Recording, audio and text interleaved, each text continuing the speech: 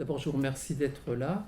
On va parler effectivement ce soir de 3000 ans de musique juive. Alors, je vous laisse pas compter combien ça fait d'années à la minute, mais ça en fait déjà beaucoup. Donc, on sera obligé forcément de survoler un peu le sujet, mais survoler ne veut pas dire ne garder que des aspects superficiels, bien au contraire. En fait, pour le survoler, on a une chance formidable quand on parle de musique, c'est qu'on a un support qui est la musique. Et vous savez, il y a un proverbe racidique qui dit que le silence vaut mieux que la parole, mais le chant vaut mieux que le silence. Donc ce soir, on va beaucoup utiliser la musique, en fait, je ne vais même pas beaucoup parler finalement, et ça sera très bien, et je laisserai les musiques parler à ma place. Donc ça va être fait en 2 parties de 3/4 d'heure, et à la fin de la dernière partie, vous aurez le droit également à une projection vidéo, parce que ce qui apporte quelque chose, je pense, c'est une bonne conclusion. Pour aller assez vite, je dirais, parce que certains d'entre vous me connaissent et connaissent ce que je répète depuis des années, évidemment, tout à l'heure on m'a dit oui, vous n'arrêtez pas de répéter qu'il n'existe pas une musique juive, mais des musiques juives. Ça, c'est un premier point, évidemment, que je vais développer, qui est indispensable. Et en fait, pourquoi 3 millions de musiques juives? C'est qu'on verra, à travers ce recul historique, comment on est arrivé à cette situation d'avoir des musiques juives, et je dirais presque autant de musiques juives que de juifs eux-mêmes. Mais ça pose aussi la question de qu'est-ce que la musique juive? Et ça, c'est une question beaucoup plus complexe, finalement. Je ne doute pas qu'ici, on ait parlé de musique klezmer, de la scène new-yorkaise et tout, mais c'est intéressant de voir comment ces musiques s'insèrent dans un courant plus général de musique juive. Et ça pose une dernière question, et c'est finalement, ce sera presque le mot de ma conclusion, c'est que finalement, quand on essaye de définir l'essence même d'une musique juive, on est dans une impasse. Et après des années d'études, j'en suis arrivé à la réflexion suivante, qui est qu'une musique ne naît pas juive, elle le devient. Et après, je me suis dit, mais en fait, c'est comme les juifs eux-mêmes. C'est comme nous, c'est comme tout le monde. Finalement, on ne naît pas juif, mais on le devient. Et on le devient comment? Chacun a sa façon de le devenir. Il y en a, c'est par la religion, d'autres, c'est par la culture, par la cuisine et par la musique également. Et ça, c'est un point qui, vous verrez, reviendra souvent dans ce qu'on va entendre ce soir. C'est comment finalement on s'approprie une identité et comment cette identité s'exprime manifestement très bien dans la musique. Et la musique est pour ça un marqueur identitaire formidable parce qu'elle montre comment finalement le peuple juif, à travers ses tribulations, à travers la diaspora, a pu à la fois s'intégrer, mais aussi apporter des éléments qui lui étaient propres. Et c'est ce mélange qui est assez unique. Les musiques juives sont un peu à l'instar des musiques tziganes, des musiques qu'on pourrait qualifier de déterritorialisées, c'est-à-dire qu'elles n'ont pas un, mais des territoires, et c'est ces territoires musicaux qui font la richesse finalement des musiques juives et du judaïsme en général. Alors ce que je dis pour les musiques juives peut s'appliquer à des tas d'autres choses, hein. C'est sur le judaïsme lui-même. C'est quelque chose d'extrêmement complexe. Voilà, donc cette multiplicité, mais c'est pareil, vous savez, on dit souvent 2 juifs, 3 avis, au niveau des musiques, c'est encore pire, parce que vous verrez qu'il y en a encore plus que ça. Alors donc, on va faire un parcours, et comme je vous l'ai dit, on va commencer en musique, donc ça va être un peu un jeu, un quiz musical. Je vous fais entendre 3 extraits musicaux, et puis c'est à vous de me dire, à votre avis, d'où ça vient. On écoute tout de suite.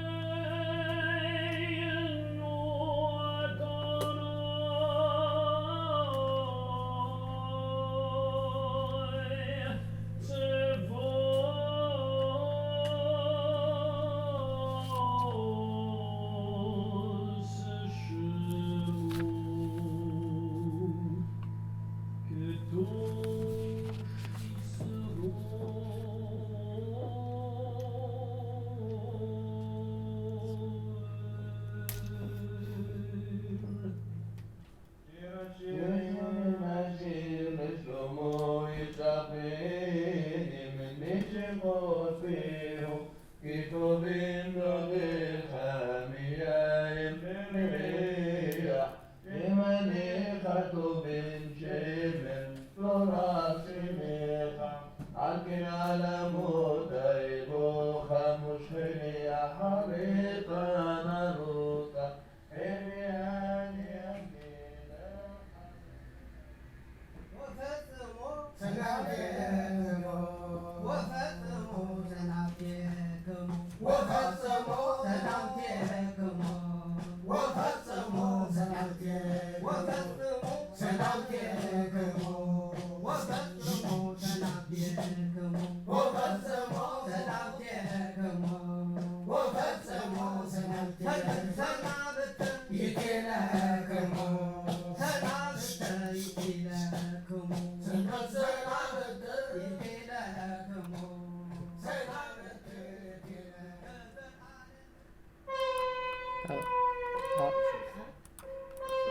Ouais, bon, il veut pas. Ok, c'est pas grave. Alors, donc 3 musiques, avant qu'on parle du chauffard. Est-ce que vous avez une idée déjà? Oui, il y a une main qui se lève, la première. La première, c'est Adolphe Attia, Ouais. la Sérole de la Victoire. Ça, on reconnaît C'est sa juste voix. avant le début de la chevaunesserie de Chacharit. Voilà, on a un spécialiste, donc c'est 20 sur 20, formidable. Deuxième, je dirais d'Algérie. Troisième, Nigeria ou Afrique du Sud. Alors, le deuxième, c'est pas l'Algérie, mais évidemment, c'est l'Afrique du Nord. Et c'est exactement... Cantique des cantiques. Il est trop fort. Donc Bernard Weisbrot, on peut l'applaudir, merci beaucoup. C'est le rite tunisien, exactement. Donc c'est le cantique. C'est oui, mais oui. Alors c'est le rite tunisien. Je ne sais pas si c'est Djerba au Tunis, en toute honnêteté, mais c'est effectivement le Shir HaShirim, le cantique des cantiques, le début. Alors le troisième, vous avez dit africain. Non, c'est pas yéménite. Voilà, j'aurais dit, je sais pas, Non. des juifs Congo, Non, ce n'est pas. Non, c'est tout simplement le rite éthiopien. Voilà, et c'est une langue très particulière. C'est une prière de Yom Kippour. On entend bien en plus, et c'est ça qui fait très africain, c'est qu'il rythme et danse en même temps. Donc on est vraiment dans une synergie là, par rapport à la musique africaine qu'on trouve quasiment nulle part ailleurs. Et c'est pas en hébreu, c'est en ge'ez, qui est la langue liturgique utilisée par les prêtres, parce que c'est comme ça qu'on les appelle les kesoch, donc éthiopiens. Alors, vous voyez, 3 musiques qui sont utilisées vraiment dans un contexte on ne peut plus juif, puisque ce sont des prières, et qui ne se ressemblent en aucun cas. Alors, ça nous pose la question, donc, en quoi ces 3 musiques, ou en quoi ces musiques possèdent-elles des caractéristiques qui seraient propres et spécifiquement juives? En fait, il faut se replacer un peu en arrière, c'est-à-dire voir que la musique, évidemment, ne naît pas du néant. La musique, elle résulte du rapport de l'homme à son environnement. Et c'est pour ça, quand on parle d'ethnomusicologie, c'est qu'on n'étudie pas simplement la musique pour la musique, mais on étudie la musique comme un produit social, comme le produit d'une société, ses rituels, son rapport avec l'environnement, le travail, enfin voilà. Et la musique, elle est utilisée dans bien des cadres, aujourd'hui on a un peu perdu dans notre monde occidental, mais qui sont liés aussi à des échanges sociaux, à des croyances et des rites, bien sûr. Donc la musique n'est pas une matière morte. Elle évolue, se transforme, évidemment au gré des structures sociales qui la produisent. Le klezmer en est un excellent exemple, on le verra. Et pour donc comprendre comment on en arrive à ces multitudes de musiques juives, on va donc remonter 3000 ans et même un peu plus, en réalité 3700 ans en arrière, pour voir un peu comment d'une musique dite biblique, on en arrive aujourd'hui à cet éclatement. Alors, sur la musique de la Bible, je vais aller très très vite, parce qu'en fait, on ne connaît pas grand-chose en réalité. Pourquoi? Parce que d'abord, on a l'interdiction de l'image dans le culte mosaïque, on n'a pas de notation musicale, et tout ce qu'on a, c'est des témoignages, en fait, finalement, dans la Bible, la Mishnah, le Talmud, aussi les manuscrits de Qumran et les écrits de Flavius Joseph, par exemple, qui font état de pratiques musicales dans l'ancien Israël. Mais on n'en sait pas plus en réalité. On pense que la musique des premiers Hébreux puise ses racines donc dans les civilisations qui l'entourent. Encore une fois, une musique n'est jamais isolée, hein, surtout que la terre de Canaan est au carrefour de grandes civilisations. Donc elle est traversée par des courants. Donc très probablement, les musiques des temps bibliques puisent leurs racines donc, dans les musiques sumériennes, puis babyloniennes et assyriennes. Et puis à l'époque de Joseph, probablement égyptiennes. Après, il y a eu l'exil babylonien, 586-538 avant Jésus-Christ. Et là, très probablement, les Hébreux ont intégré les canons musicaux qui étaient alors en usage à Babylone. Enfin, dans les 3 derniers siècles de l'ère, avant l'ère chrétienne, il y a une influence très nette de la musique grecque. En fait, dans ces écrits bibliques, on trouve surtout mentionné des familles d'instruments. Et les noms ne sont absolument pas clairs. On sait qu'il y a des instruments à cordes, plutôt de type lyre. Alors une lyre, c'est quoi une lyre? Vous voyez un petit peu, tout le monde a des souvenirs d'Astérix et Obélix, là, le barde qui veut jouer de sa lyre tout le temps et qui se fait taper dessus, Assurance Tourix. Voilà, ça c'est une lyre. Une lyre, c'est en fait comme une sorte d'arc, sauf qu'il y a un bâton au bout, un joug, et il y a des cordes qui sont tendues parallèlement. Et on pince ces cordes. Alors, il y a plusieurs types de lyres qui sont mentionnés dans les écrits bibliques. Le kinnor, le nevel assor. On pense que ce sont des variations donc, de la lyre. Le nevel assor, c'est la racine 10, donc c'est probablement soit une lyre peut-être à 10 cordes. Voilà, plusieurs hypothèses sont évidemment envisagées. Voilà. Et puis on trouve aussi, bien sûr, mentionné des instruments avant, comme le chauffard. Et le chauffard, vous l'avez entendu là, pour ceux qui ne connaissent pas ou qui ne vont jamais à la synagogue, même à Kippour, on pourra en réentendre, ça ne dure pas longtemps. Donc c'est une corne de bélier ou de bouc. La ratzotsera, c'est une trompette généralement en métal précieux, probablement en argent. Et le khalil, qui est un chalumeau, probablement à double tuyau. Alors est-ce que c'est une flûte, est-ce que c'est plutôt un instrument de type hautbois, c'est-à-dire avec l'air qui se brise sur une hanche? C'est probablement plus ça. Et enfin, des instruments à percussion. Alors c'est pas beaucoup, c'est des petites cymbales, des tambourins, le fameux tof, ou encore des cloches, pas homonymes. Ces instruments sont toujours utilisés dans des circonstances bien particulières. Quand ils sont mentionnés dans la Bible, c'est généralement autour du culte. Donc c'est à ce moment-là qu'on les trouve. Alors, le chauffard, vous le connaissez tous, c'est aujourd'hui le seul instrument qui nous reste de la période biblique. Pourquoi le seul instrument? Alors, la légende dit, est-ce vrai ou pas, on ne sait pas, que les instruments ont été en usage dans le temple de Jérusalem, ont été interdits après la destruction du temple, du second temple, en 70 après Jésus-Christ, et que seul le chauffard, en fait, finalement, a échappé à cette interdiction et a trouvé un second souffle, si je puis me permettre, à la synagogue, puisque le chauffard, c'est un instrument qui est plus signalétique. On trouve son usage un peu comme d'ailleurs la ratzotsera, quand justement les Hébreux vont faire tomber les murs à Jéricho. Donc c'est plus un instrument pour donner un assaut, pour prévenir. C'est un instrument aussi qui est utilisé bien sûr dans le culte, mais il a une portée symbolique très forte. Le chauffard, c'est la corne de bélier et la corne de bouc. Pourquoi? Parce que ça évoque le sacrifice d'Isaac, l'alliance entre Abraham et Dieu pour les générations futures, pour les futurs enfants d'Israël. Et donc le chauffard, enfin, vous connaissez tous l'histoire, Dieu avait demandé à Abraham de sacrifier son fils aimé, son fils aîné Isaac, et qu'il avait eu avec Sarah, qui était la prunelle de ses yeux. Et Abraham, malgré toute la peine que ça lui causait, allait lui obéir. Évidemment, un ange a arrêté son bras, et à la place de Isaac, c'est donc Abraham a sacrifié un bouc ou un bélier, l'histoire ne le dit pas exactement, et c'est en souvenir de cette alliance conclue à ce moment-là qu'on somme de cette corne de bouc ou de bélier.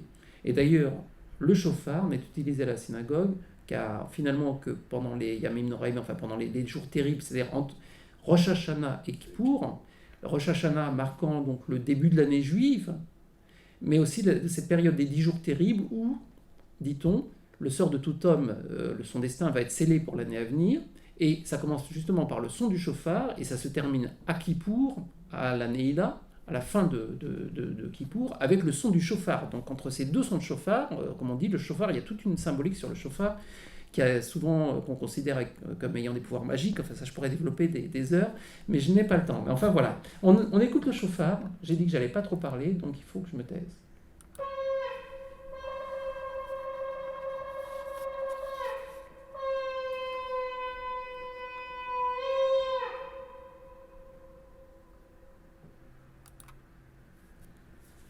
Alors, outre les instruments, c'est surtout le chant qui est mentionné dans la Bible finalement. Alors le chant, pas forcément religieux d'ailleurs, on trouve des chants de fête, d'ailleurs il y a aussi des chants de femmes, notamment après le passage de la mer Rouge, quand Myriam entame même des danses, enfin, le chant est mentionné à plusieurs reprises. Mais il va être véritablement, j'allais dire, ritualisé avec l'instauration donc de l'établissement de la royauté vers à peu près 1025 avant Jésus-Christ, et l'instauration du premier temple, du premier orchestre cultuel par le roi David, et par la suite bien sûr à l'intérieur du temple qui sera édifié par son fils Salomon. Alors à ce moment-là, vraiment se met en place une musique dont on trouve trace dans les écrits, alors avec maintes détails. Là encore une fois, il faut être très prudent parce que ces écrits ont été rédigés souvent a posteriori, il y a une forme de réappropriation de la mémoire, enfin voilà. Et quand on regarde ces écrits, alors on a l'impression, alors ça dit carrément que dans le temple de Jérusalem, il y avait 24 ensembles de 12 musiciens chacun. Donc vous imaginez un peu, 288 musiciens qui étaient rattachés au temple de Jérusalem, c'est assez énorme. Là aussi, il y a une part très symbolique. Par contre, l'orchestre du temple est assez bien décrit. Donc il y avait 3 cymbales et 14 instruments à cordes, donc de type lyre, et 7 prêtres qui jouaient de la trompette, ratsutera au chauffard d'ailleurs. Bon, voilà. Et puis à côté de ça, donc les chanteurs qui étaient très importants. Et ce qui est intéressant de savoir, c'est que c'était les Lévites qui en fait étaient musiciens à l'époque, donc les serviteurs du temple. On parle souvent, vous savez, juste pour tordre le cou encore une fois des idées reçues, de la fameuse harpe du roi David. Alors déjà, ôtons-nous l'idée que ce soit une harpe, parce que c'est très probablement une lyre. Dans la région, il y a beaucoup plus de lyres que de harpes. Et même si aujourd'hui il en reste très peu. Et ce qui est intéressant, c'est que finalement les lyres qu'il reste aujourd'hui, on les trouve essentiellement en Éthiopie d'ailleurs. Et l'Éthiopie, comme vous le savez sans doute, c'était le pays d'où était originaire la reine de Saba. Donc la reine de Saba qui a eu un enfant avec Salomon, il s'appelait Ménélik. Et la reine de Saba, alors est-ce que c'est de là que ça vient? On ne sait pas dans quel sens, les lyres, est-ce que la reine de Saba aurait apporté les lyres ou est-ce que c'est dans l'autre sens? Ça, c'est toujours la question qu'on ne sait pas. Mais en tout cas, ce qui est intéressant, c'est quand on écoute des lyres qui existent encore aujourd'hui en Éthiopie, ça n'a franchement rien à voir avec l'image d'Épinal, si je puis dire, de la harpe de David qu'on entend.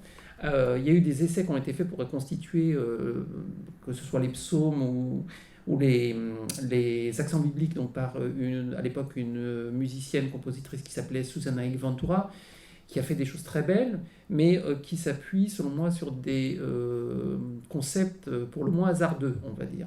Et j'ai juxtaposé très rapidement donc une lyre éthiopienne, et puis la musique de Madame Ventura, pour que vous voyez un peu comment, en fait, les deux se passent, et vous verrez que c'est pas tout à fait la même chose.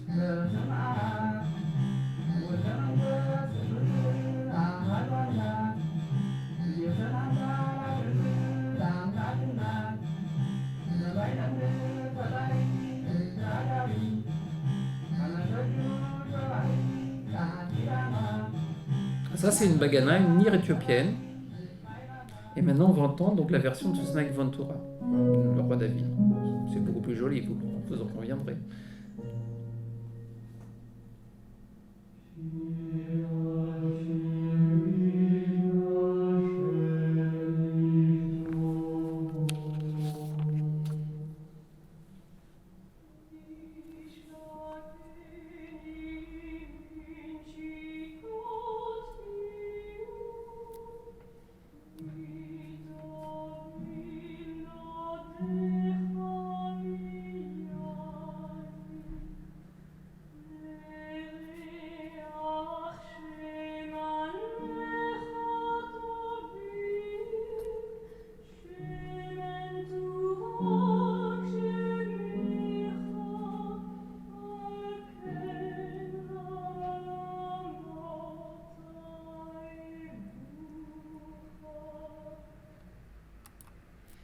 Alors, encore une fois, c'est très beau, mais c'est très loin de la réalité. Alors, le premier instrument, la bagana éthiopienne, a été très africanisé. C'était probablement pas ça, parce que là, il y a des choses qui vibrent, qui sont typiques des musiques africaines. L'objectif des musiques africaines étant de brouiller les timbres. Donc, on ajoute plein de dispositifs. Mais ceci dit, on est plus proche d'un instrument vraiment traditionnel que de l'harpe qu'on a entendue. Donc, on connaît très peu de choses, beaucoup de légendes sur cette musique biblique. Mais ce qu'on sait, c'est que finalement, Cette musique, la pratique musicale va s'accroître notamment au temple suite à un cataclysme majeur, c'est la destruction du premier temple de Jérusalem. En effet, les Hébreux, une grande partie du peuple juif, est donc emmené à Babylone, et il est alors probable que selon la coutume à l'époque, les musiciens juifs, les Lévites, qui officiaient au temple, sont intégrés dans les orchestres de cour babyloniens. Et donc vont, quand même en 48 ans à l'époque, c'est au moins 2 générations, voire plus, vont s'assimiler, vont emprunter les canons musicaux babyloniens. Et en effet, quand on voit la description donc, de l'orchestre du temple de Salomon, il ressemble énormément aux temples qui sont en usage à Babylone à la même période. Donc 48 ans à Babylone, et puis l'édit de Cyrus qui permet aux Hébreux de revenir à Jérusalem. Alors ils ne vont pas tous revenir. Dans Ezra, on trouve mentionné que 42 360 juifs reviennent, dont 200 chanteurs ou chanteuses. Donc vous voyez, c'est quand même très précis au niveau des chiffres. On reconstruit le temple, on rétablit donc l'orchestre et le chœur des Lévites. Et ce qui est intéressant, c'est que donc, seuls les Lévites sont autorisés à chanter dans le chœur. Par contre, les non-Lévites ont le droit de jouer des instruments pour les accompagner. Et ça montre déjà la prédominance finalement du chant sur la musique instrumentale, de la musique vocale sur la musique instrumentale. Et cette partie cultuelle est évidemment liée étroitement à l'offrande des sacrifices. Alors, ce qui est intéressant, c'est qu'on trouve encore aujourd'hui dans de nombreuses prières et surtout dans les psaumes, c'est que le début de chaque psaume contient finalement des indications musicales. Beaucoup de psaumes commencent par la Menatsear à la Gittit, la Menatsear à la Shminit. La Menatsear, ça veut dire au conducteur, au chef des chantres finalement. À la Gittit, on ne sait pas exactement, est-ce que c'est un instrument ? Certains ont dit non, c'est peut-être le début d'une chanson qui était très populaire à l'époque sur lequel on chantait ce psaume. On a la Menatsear à la Shminit, donc au chef des chantres sur le 8e. Là aussi, on ignore totalement ce que ça veut dire 8e. Est-ce que c'est un instrument à 8 cordes ? Est-ce que c'est les instruments qui jouent à l'octave ? Ça semble peu probable parce qu'on n'est pas dans un système tempéré comme le nôtre. Et on trouve comme ça de nombreux termes, comme par exemple Sellar, qui marque certainement une pause musicale, qui sont aujourd'hui intraduisibles. Ce second temple donc, va exister jusqu'en 70 après Jésus-Christ. Et comme je l'ai dit, les 3 derniers siècles, donc avant Jésus-Christ, c'est l'influence grecque qui prédomine. Et cette influence se trouve au niveau même des instruments, notamment qui figurent dans le livre de Daniel. Le nom des instruments est très proche de celui des instruments grecs qu'on connaît mieux, donc pour lesquels on a des représentations, que ce soit sur des vases ou des pièces de monnaie. Et puis on voit les écrits de Ben Sira notamment, donc au IIe siècle avant Jésus-Christ, décrivent donc les pratiques instrumentales et vocales qui avaient lieu durant les festins, et on voit que la majorité des Hébreux à l'époque avaient succombé largement au charme des mœurs grecques. Il y avait énormément de théâtres de gymnase dans lesquels il y avait des concours musicaux, voilà. Mais le culte continuait. Mais à côté du culte, s'était développé un culte un peu différent, et ce déjà depuis l'exode babylonien, c'était le culte des synagogues. Alors les synagogues, le terme vient du grec sun agogé, qui signifie réunion, rassemblement, et c'est très proche de l'hébreu puisque c'est Bet HaKnesset, qui est aussi la maison finalement de réunion, de rassemblement. Et dans ces lieux de culte, ces synagogues, va se développer un chant particulier qui va finalement prendre toute son ampleur une fois que le temple sera détruit. Alors je parlais rapidement de ce chant synagogal parce que c'est ça qu'on va retrouver tout au long après la destruction du temple. Alors dire que c'est généralement Ezra qu'on considère comme le fondateur de la synagogue, mais très probablement la synagogue, ces réunions ont eu lieu durant l'exil babylonien, en l'absence de temple, pour ne pas tout oublier. Les Hébreux se rassemblaient et chantaient certainement des psaumes. On a un psaume qui dit sur les rives de Babylone, vous savez, sur je pleure, etc. Donc on voit bien que c'est relié à une histoire. Ce qui est intéressant, c'est que la synagogue n'est absolument pas comme le temple un endroit sacré. En fait, la synagogue, c'est le lieu où les hommes se réunissent pour écouter la lecture de la Torah, qui est vraiment le point central du culte. Et c'est développé par des commentaires, par le chant des psaumes et des prières dites en commun. Pourquoi la lecture de la Torah et surtout la lecture publique? En fait, on pense qu'elle a été instituée par Ezra après le retour de l'exil babylonien pour en quelque sorte rejudaïser, redonner une identité à ces exilés qui, voilà, il fallait faire une sorte de cohésion pour refonder un pays, il fallait réassurer une cohésion. Et pour ça, on leur raconte une histoire commune, en leur disant voilà d'où tu viens, voilà comment ça s'est passé. Et c'est comme ça que rapidement, les Hébreux ont pris l'habitude de se rassembler en fait dans les synagogues les jours de marché, le lundi et jeudi, et le Shabbat bien sûr le samedi, afin de suivre cette lecture à haute voix donc de la Torah. Et cette lecture à haute voix a donné naissance à une stylisation mélodique qu'on appelle la cantillation. Alors la cantillation, on va en écouter, comme ça vous allez comprendre très rapidement, je ne peux pas rentrer dans les détails, c'est généralement basé sur quelques notes, 3, 4, 5 notes. Et en fait, cette cantillation, c'est avant tout le suivi musical de la phrase. Elle est là pour souligner le sens du texte. C'est ce qu'on appelle une musique modale, qu'on trouve d'ailleurs dans quasiment toutes les communautés juives du monde, ce qui démontre bien son degré d'ancienneté. On va écouter un bref extrait donc d'une cantillation qui est chantée par un enfant, puisque comme vous le savez, qui va passer à l'âge adulte, lorsqu'on passe à bar mitzvah, on devient bar mitzvah à 13 ans, un des principes, c'est donc de lire dans la Torah, c'est ça qui vous scelle comme homme, et donc il faut apprendre sa paracha, et avec la bonne lecture, les bons accents. Donc on écoute donc un enfant qui est en train de réciter sa paracha.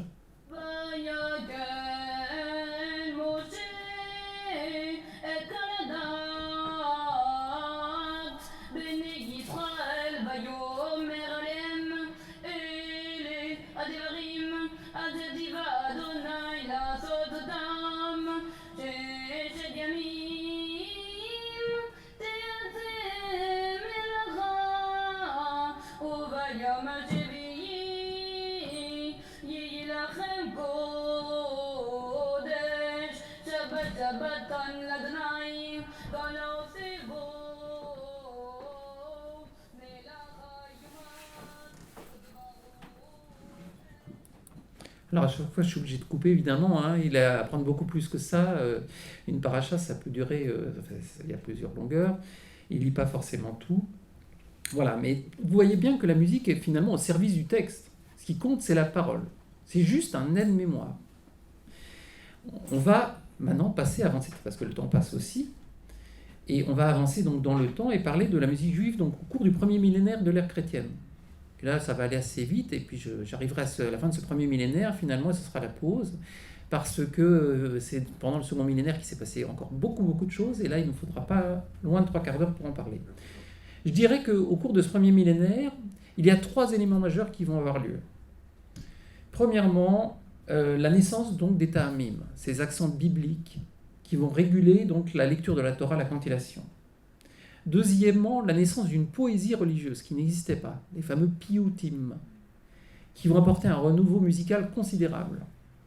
Et enfin, surtout, la professionnalisation d'un personnage clé qui va devenir clé dans la communauté, c'est le chantre. Alors très rapidement, sur les ta'amim, qu'est-ce qui se passe? Tant que le peuple hébreu était groupé, tout se transmettait, j'allais dire, par tradition orale, pas besoin de noter. Mais pendant le premier millénaire de l'ère chrétienne, et notamment à partir du 5e siècle, les rabbins commencent à s'inquiéter parce qu'on perd. Vous savez, l'hébreu n'est plus une langue vernaculaire, donc elle est oubliée. Quand vous lisez dans les rouleaux de la Torah, tout est très serré. Si on ne sait pas lire la langue, on ne sait pas où s'arrêter, on risque de faire des erreurs. Et faire des erreurs en lisant le texte, ça peut changer le sens. Et ça, c'est pas possible, clairement. Donc, les sages, certains sages, vont essayer de réfléchir à un système qui permet finalement de réguler cette lecture de la Torah pour séparer les phrases, les membres des phrases et même les mots.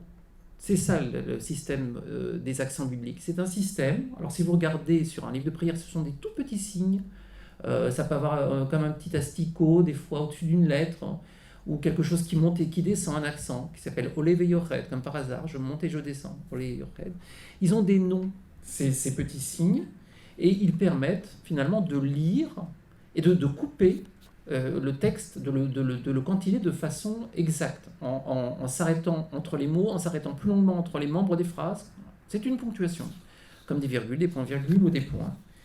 Ce qui est très compliqué, finalement, c'est que cette ponctuation, d'abord il y a eu plusieurs systèmes qui ont vu le jour, évidemment, comme je vous l'ai dit, deux juifs, trois avis, là, il y a eu des académies entre Babylone, entre Tibériade, ils ont fait chacun les choses de leur côté. Il y a eu trois, finalement, systèmes qui se sont à un moment affrontés, confrontés, et c'est finalement le système tibérien qui l'a emporté. Alors il a été codifié définitivement au Xe siècle par Aaron Ben Asher, donc vous voyez, ça a mis 4 siècles quand même pour se formaliser. Et c'est un système quand même complexe. Il y a 29 signes différents. Et du fait de sa complexité, il n'a pas été appliqué rigoureusement partout. Il y a des accents secondaires, il y a des accents rois, des accents, enfin, il y a des servants, etc. C'est un système complexe dans lequel je n'ai pas le temps de rentrer. Mais en gros, selon les communautés ou selon les endroits, on l'a plus ou moins respecté. Mais je dis bien plus ou moins. Et on va entendre un exemple musical qui va nous montrer que effectivement, quand on écoute une cantillation biblique, on va entendre le premier verset de la Bible. Bereshit bara Elohim. Au début, Dieu créa le ciel et la terre, etc. Dans 6 traditions différentes. Et vous verrez, ça se ressemble. Mais, si on transcrit en notes, ce ne sont pas les mêmes notes. Donc, on va l'entendre tout de suite. On y va. Bereshit bara Elohim et hashamayim ve'et haaretz. Rite de Bordeaux. Bereshit bara Elohim et hashamayim ve'et haaretz. C'était le rite de Rome. Bereshit bara Elohim et hashamayim ve'et haaretz. Ashkenaz de Paris, toujours Adolphe Attia. Bereshit bara Elohim et hashamayim ve'et haaretz. Polonais, Mikudnia. Bereshit bara Elohim et hashamayim ve'et haaretz. Ça c'est kurde, il est pressé. Bereshit bara Elohim et hashamayim ve'et haaretz ve'haaretz ha'yedato vavo ve'choshev al penei teom. Et enfin rite grec. Donc vous voyez, 6 rites différents. Il y a une parenthèse. C'est parfaitement cantillé, c'est-à-dire qu'on s'arrête au même endroit. Il y a des montées qui sont respectées, des mouvements mélodiques, on va dire, qui se ressemblent, mais ce ne sont pas exactement, si on le transcrit en notes, ce ne sont pas les mêmes mélodies. Mais il y a une structure de base qui est la même. Donc, ça, c'est le premier élément qui se met en place pendant le premier millénaire de l'ère chrétienne. Le deuxième élément, ce sont donc, je l'ai dit, les piyutim, la poésie religieuse. Alors, cette poésie religieuse, elle est née au premier millénaire de l'ère chrétienne, assez tardivement. Pourquoi ? Sans doute parce que, à partir du VIe siècle de l'ère chrétienne, il y a eu des restrictions de culte. Il y a notamment le décret de Justinien Ier en 553 qui restreint considérablement la liberté d'enseignement et de prière pour les juifs. Et pour contourner cette restriction, comme on n'a plus le droit de réciter les prières, eh bien les juifs vont en fait faire des sortes de prières détournées, c'est-à-dire qu'ils vont inventer des poésies qui en fait parlent de l'amour de Dieu, qui sont des poésies religieuses, rien d'autre, qui vont dire la même chose mais sous une autre forme. Et ça va être une véritable mode, c'est-à-dire qu'on trouve vraiment trace de cette poésie religieuse partout. Alors, on a beaucoup d'écrits entre les différentes communautés. On a des écrits qui montrent la popularité de ces poésies religieuses. Par exemple, un chantre à Marseille qui demande à son neveu qui est parti au Caire de lui ramener un piout, une poésie religieuse dont il a entendu grand bien et qu'il voudrait apprendre pour le chanter également à Marseille. Donc vous voyez que les airs circulent déjà. Ce piout, cette poésie religieuse, elle a évolué bien sûr. Au départ, elle n'est pas forcément strophique, il n'y a pas forcément de rime. Elle est souvent d'ailleurs avec des acrostiches, c'est-à-dire qu'en fait, on a le nom de l'auteur de la poésie religieuse, c'est la première lettre de chaque vers. C'est une façon de signer en fait, discrète. Et elle va évoluer au fur et à mesure des siècles et devenir, alors au XVIe siècle, ça va un renouveau, enfin je veux dire c'est considérable, notamment à Safed. Et ce qui est intéressant dans le piout, c'est que là pour le coup, comme on n'a pas de texte obligatoire au départ, c'est plus du tout la même équation qu'avec la cantillation de la Bible. Dans la cantillation biblique, on s'efface, le chanteur s'efface devant le texte. La musique est juste là pour réguler la lecture du texte. Un piyut, c'est complètement différent. On peut utiliser des mélodies, comme la musique, le texte n'est pas préexistant et la musique non plus. Ce que font la plupart des musiciens, des chantres, c'est qu'ils prennent des musiques préexistantes, qu'ils vont plaquer sur des paroles, ils vont adapter les deux ensemble. C'est ce qu'on appelle les timbres. On va écouter donc un piyut de Djerba qui s'appelle donc Shiru Beshir Hadash.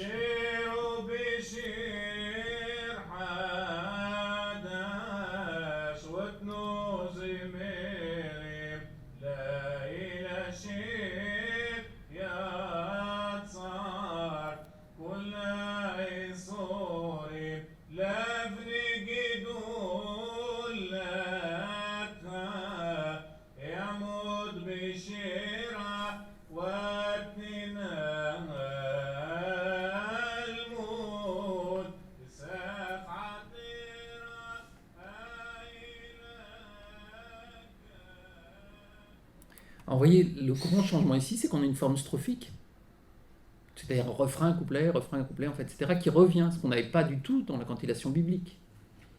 Ici, c'est ce qu'on retrouve dans la poésie religieuse avec différents couplets, finalement. On a toujours la même mélodie qui revient sur chaque couplet. Le troisième élément dont j'ai parlé, c'est le chantre, le razan. Alors, on trouve ce terme de razan déjà à l'époque du temple, mais c'est pas du tout le même sens. Le razan au temple, c'est plutôt un gardien du temple, du second temple en fait, peu avant sa destruction. Et ce gardien, peut-être que ça vient de là, il va en fait se recycler entre guillemets dans les différentes synagogues et il va devenir un servant de la synagogue, mais il va assister l'officiant dans sa tâche, répartir les prières entre les différents membres de la communauté, surveiller la lecture de la Torah à haute voix, parce que ça c'est très très surveillé. Et à partir du VIe siècle, il va progressivement prendre de plus en plus d'importance, parce que c'est justement lié à l'introduction de ces poésies religieuses, de ces piyutim. Il y a un moment, il y a tellement de poésies religieuses nouvelles que les communautés les fidèles ne peuvent pas connaître tous les piyutim. Donc il va y avoir une spécialisation finalement d'un personnage clé qui va être le chantre, qui lui va être un petit peu le maître musical de toute sa communauté parce qu'il aura le livre qui contient les piyutim qui sont utilisés dans la communauté. Et c'est lui qui sera chargé finalement de transmettre l'esprit de la communauté à travers sa musique. C'est comme ça que donc émergent ces personnages, ces chantres, ces razanim. Alors c'est amusant parce qu'il y a une description du parfait razan. Alors le parfait razan, je ne manque pas de vous le décrire parce qu'il est décrit comme tel dans des écrits de l'époque. On dit qu'évidemment, il doit posséder une voix mélodieuse, ça c'est sa première qualité, mais aussi, surtout, faire preuve d'une conduite morale irréprochable. Ça est vraiment assorti bien évidemment d'une bonne connaissance de la liturgie. Si de plus il est marié et porte une barbe, alors là, il a toutes les aptitudes requises aux yeux du rabbin et de sa communauté. Mais comme il est souvent très difficile de trouver un personnage qui cumule autant de qualités, surtout au niveau de la barbe d'ailleurs, il déchaîne souvent des passions et fureurs contre lui. C'est un personnage très controversé, mais finalement c'est un personnage qui est totalement emblématique, je l'ai dit, de sa communauté, parce que si le personnel rabbinique circule, les rabbins peuvent aller d'une communauté à l'autre, le chantre, lui, est le garant, par sa connaissance du chant, de l'identité vraiment musicale, du rituel qui est utilisé dans une synagogue. Et comme vous le savez, dans une synagogue, si on commence à changer les chants, les fidèles, au bout d'un moment, ils s'en vont parce qu'ils ne s'y retrouvent plus. C'est vraiment un aspect identitaire très très fort. Voilà, donc le razan, c'est vraiment un personnage clé qu'on va retrouver durant le second millénaire de l'ère chrétienne. Et je pense qu'on va faire la pause maintenant, si vous voulez, à moins qu'on ait encore 10 minutes, on peut continuer un peu. Alors, continuons un peu, puisqu'on est sur notre lancée. Surtout que finalement, l'an 1000 en tant que tel ne marque pas de véritable rupture dans l'évolution des musiques juives. Ces changements se sont amorcés déjà pendant ce premier millénaire et vont se continuer. Mais ce qui est intéressant, là où il y a quand même quelque chose de neuf, c'est que jusqu'au Xe siècle à peu près, il n'y a pas, si vous voulez, le terme de musique n'a pas d'équivalence dans la langue hébraïque. C'est-à-dire qu'il n'existe pas le mot musica que l'on connaît aujourd'hui dans l'hébreu moderne, est un mot récent, est un mot... Voilà, il n'y a pas de mot qui désigne la musique seule, soit en quantile, soit en psalmodie, mais on ne fait pas de la musique. Et là, sous l'influence de la civilisation arabe, notamment, musulmane, avec des théories qui s'inspirent également des théories grecques antiques, bien sûr, il va y avoir un développement très important des sciences, les fameux quadriviums, qui regroupent donc différentes disciplines mathématiques, telles que l'arithmétique, l'astronomie, l'astrologie et la géométrie, et puis la musique, parce que la musique est liée quand même à tout ça.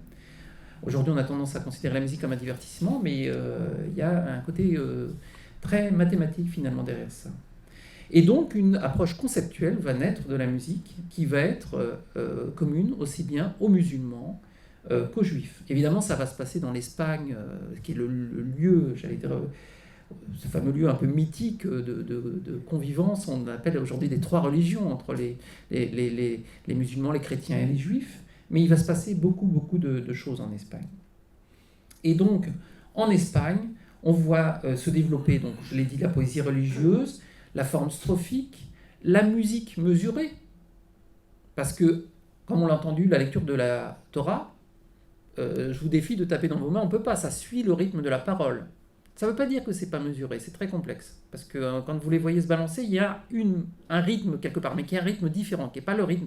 Alors que quand vous tapez dans vos mains comme ça, là vous avez ce qu'on appelle une marque métrique, une mesure. On a ce qu'on appelle une musique mesurée. Et c'est ce qu'on voit se développer donc à partir de ce 10e, 11e siècle. Et l'utilisation de cette métrique va permettre finalement de recourir de plus en plus à des mélodies, entre guillemets, étrangères. C'est des mélodies qu'on emprunte à l'environnement, des mélodies que tout le monde connaît, sur lesquelles on va donc plaquer des textes nouveaux, des poèmes. Donc, c'est un phénomène universellement répandu, c'est pas que chez les juifs, hein, c'est ce qu'on appelle le phénomène des timbres. Ceux qui ont fait des études de musique connaissent, par exemple, déjà même plus tard, quand on parle de la musique occidentale de Josquin-des-Prés, qui a écrit la messe de l'homme armé, ça veut dire tout simplement que le thème de sa messe était reprise d'une chanson très connue à l'époque qui s'appelait L'homme armé. Il se passe exactement la même chose pour les piyutim, on trouve des thèmes qui sont repris. On a sorti à l'Institut européen des musiques juives il n'y a pas longtemps un disque sur justement qui s'intitule Juifs et Trouvères et qui montre qu'en France, au XIIIe siècle, des mélodies juives, notamment des piyutim, qu'on chantait pour les mariages notamment, mais pas uniquement, étaient des chansons de trouvères. Et ça, on en a pour une fois la preuve, parce qu'on a trouvé en marge de certains manuscrits donc hébraïques du XIIIe siècle, une annotation du scribe qui avait marqué dans la marge sur la mélodie de, en quelque sorte, sur le timbre de. Enfin, il n'avait pas mis le timbre, mais sur la mélodie de. Et c'était une chanson de trouvère qui était connue. Et pour le coup, une chance formidable, c'est que les juifs à cette époque n'écrivent pas la musique. Ils ne maîtrisent pas la notation musicale, mais les chrétiens, oui. Et les trouvères, il existe beaucoup de chansonniers. Ils ont mis par écrit leurs chansons. C'est comme ça qu'on a retrouvé aujourd'hui sur quel air étaient chantées quelques musiques juives du XIIIe siècle. Pas beaucoup, 2, 3, pas plus. Mais ça montre que ça se faisait déjà de façon certaine. Alors, on va entendre un exemple de cette hybridation avec un morceau, alors là ça va être assez court, ça vient du Kurdistan. Donc c'est un piout, Ve'amartem kol lechai, et puis on va entendre après la mélodie, d'où elle vient, qui est une mélodie totalement différente. Ça c'est le piout.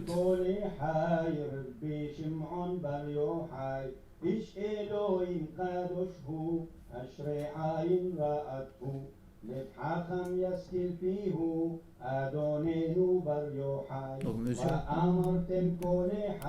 strophique.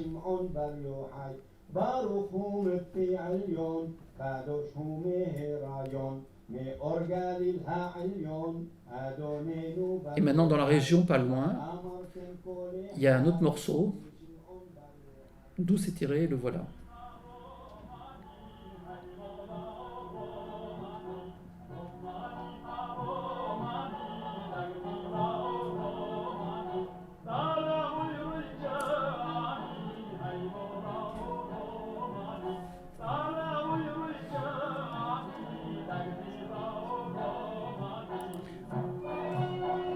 Alors Alors évidemment, l'habillage musical est différent, mais c'est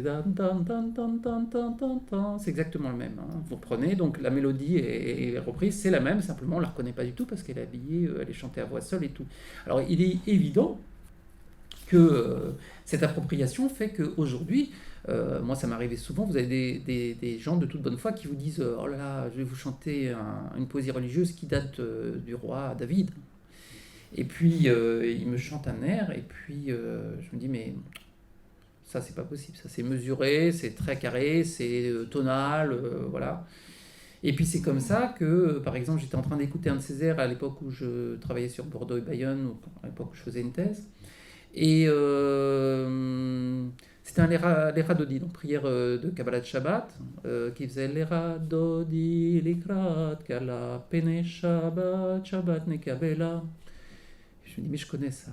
Et alors quelqu'un me dit, oui, c'est connu ça, c'est un air qu'on entend, qui a circulé dans beaucoup de communautés, en fait, par le biais des émissaires. Parce que ce qui se passait souvent, c'est que les émissaires venaient chercher de l'argent de Terre Sainte. Vous voyez que c'est pas neuf, hein, ça continue. Et donc, ils venaient, et quand ils arrivaient dans une communauté, on leur disait, vous qui venez de Jérusalem, faites-nous l'honneur, venez nous chanter un air, etc. Et ils chantaient un air. Et c'est comme ça que s'implantait, au bout d'un, ils restaient souvent, et ça s'implantait dans la communauté, qui gardait l'air.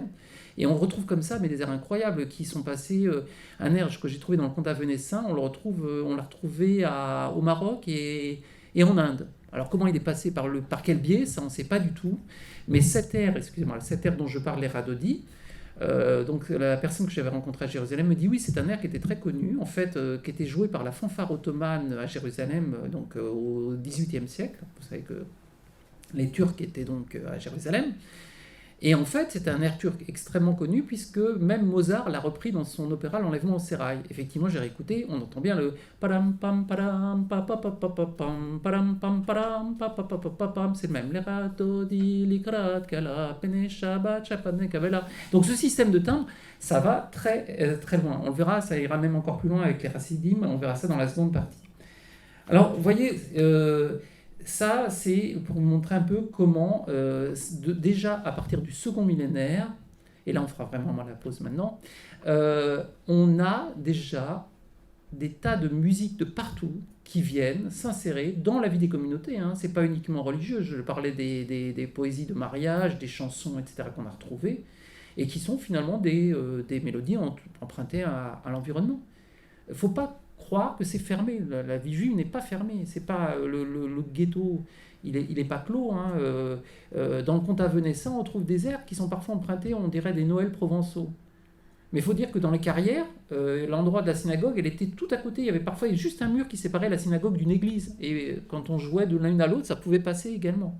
Donc c'est une image, mais qui vous montre bien à quel point il y a des passerelles finalement entre les musiques et entre tout simplement les juifs et chrétiens, les juifs et leur environnement d'ailleurs, juifs et musulmans et partout. Alors on va donc reprendre notre parcours. En fait, on s'est arrêté, on va dire, entre le XIVe et le XVe siècle à la louche, on n'est pas à 200 ans près, sur une histoire aussi longue. Et on a vu que donc les airs circulaient relativement bien entre les différentes communautés. Ça s'exprime donc sur le plan musical. Mais il va se passer quand même un durcissement de plus en plus fort, évidemment, une politique de répression envers les Juifs, qui va aboutir à des expulsions, vous les connaissez, ça a commencé en France déjà très tôt, mais ailleurs aussi. 12e siècle. Ça commence en fait au début du XIIIe, c'est après les croisades en fait, c'est les croisades qui, enfin on ne va pas rentrer là-dedans, c'est un peu long, mais il y a eu plusieurs expulsions en France, on leur a permis de revenir à chaque fois, bon. Mais ce qui est important de voir, c'est que je vais sauter directement au XVIe siècle, c'est vraiment une ère un durcissement de la politique des États qui est liée d'ailleurs à la réforme protestante, la contre-réforme catholique, la mise en place de l'Inquisition, enfin tous ces phénomènes qui marquent ce durcissement religieux, et qui va être une période très difficile en fait pour les communautés juives, lesquelles vont en fait ne pas avoir exactement le choix, soit elles sont obligées de s'assimiler, de disparaître, soit elles sont obligées de fuir, et souvent en fait ça favorise également une posture mystique en fait, un peu pré-messianique, puisque il est bien noter que le Messie va arriver quand justement ce sera la catastrophe la plus totale, et beaucoup de Juifs ont à ce moment-là cru que c'était, voilà, on était dans l'ère pré-messianique. Il ne faut quand même pas oublier l'expulsion des Juifs d'Espagne, hein, fin 15e, 1492 et Portugal 1497. Enfin, tout ceci va faire naître donc des courants mystiques très très forts qui vont notamment s'exprimer dans des endroits un peu emblématiques comme à Safed, c'est la fameuse école de Safed, donc au-dessus du lac de Tibériade. C'est des courants qui vont donner une place très importante à la musique. Alors pour parler de l'école de Safed, donc ce courant donc kabbalistique doit sa renommée à Isaac Luria, qui s'est installé donc à Safed dans les années 1569-1570 avec une trentaine de ses disciples, et qui va construire une nouvelle approche en fait originale, dans laquelle la musique a une place assez fondamentale. Et ça va favoriser l'entrée encore plus forte de mélodies empruntées à tous, de mélodies étrangères, si vous voulez, au sein de la liturgie juive. Puisque dans l'esprit des Rabbins de Safed et dans l'esprit de Isaac Luria, la beauté des chants ou de la voix importe peu en regard de la dévotion du chanteur. Ce qui compte, c'est donc la kavana, c'est-à-dire l'intention spirituelle dans laquelle s'exprime le fidèle, et peu importe en fait le support, peu importe qu'il chante sur une chanson à boire, sur même une chanson, j'allais dire, qui parle de choses futiles, mais si il est dans une intention spirituelle intense, c'est ça qui est important. Et cette école de Safed va donc introduire des changements dans la liturgie, notamment on a parlé tout à l'heure de l'office de Kabbalat Shabbat, l'accueil du Shabbat, c'est un des legs de l'école de Safed en fait. Cet accueil du Shabbat, vous savez, on accueille le Shabbat, c'est le fameux air, l'Echa Dodi dont j'ai parlé tout à l'heure, ça signifie « Viens mon bien-aimé au devant de la fiancée, au devant du Shabbat que nous allons recevoir ». Le Shabbat est une fiancée que l'on attend avec impatience chaque semaine, et elle vient et elle revient chaque semaine, donc il faut s'habiller bien, et bien sûr il faut l'accueillir. Et pour ça, on se retrouve avant le Shabbat, et on chante, et on joue de la musique, ce qu'on ne fait pas pendant le Shabbat, on ne joue pas d'instruments. Et sur cette air, l'Echa Dodi, il existe des milliers et des milliers d'airs différents. C'est un air qui est, un piout, une chanson religieuse qui est peut-être connu le plus de versions différentes. Je vous fais entendre très rapidement un exemple d'un Echa Dodi qui était chanté en Géorgie, mais qui a été arrangé pour chœur.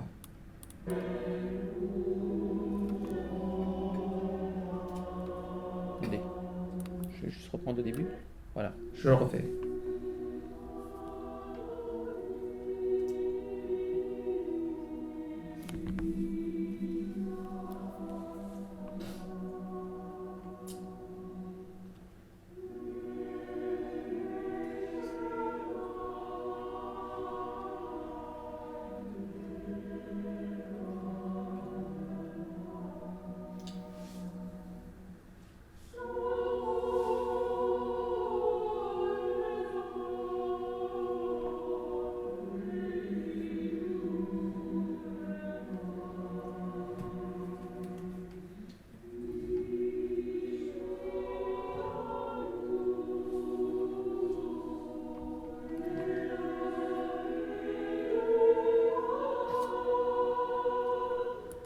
Alors même s'il s'agit d'une version un peu stylisée, on retrouve bien le langage musical typiquement géorgien, ce qui montre à quel point finalement on emprunte à la musique de son pays.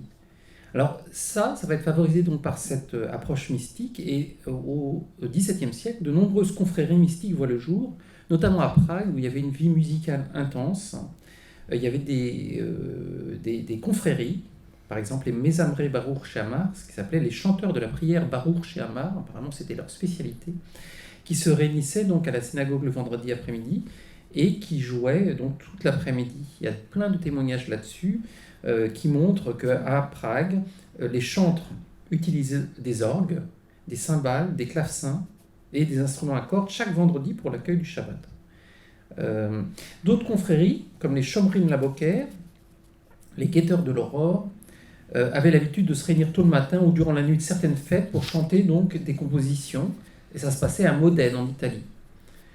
Et on trouve ainsi trace, aussi bien donc dans différents endroits, de cette ouverture finalement vers la musique savante, qui est favorisé par l'esprit, l'humanisme qui se développe à ce moment-là, et notamment en Italie.